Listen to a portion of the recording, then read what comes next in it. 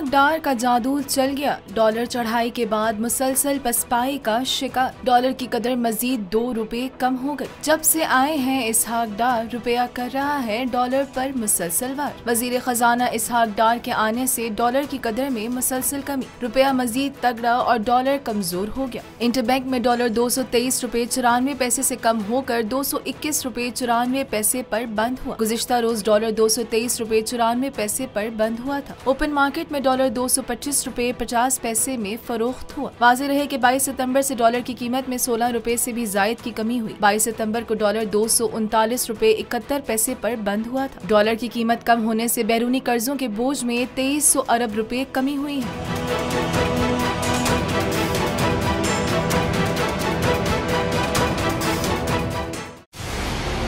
मंजिल, रास्ता, जज्बा,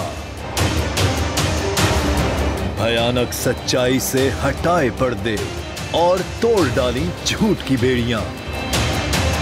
सलाखों से डरना कैसा जब चट्टानों ने पाला हो। इमरान खान बोल के साथ जुम्मे से इतवार रात 10 बजे सिर्फ बोल न्यूज पर।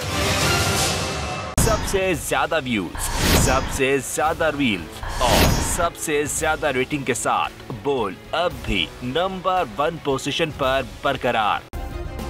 सब्सक्राइब करें और बेल दबाएं ताकि कोई खबर रह न जाए।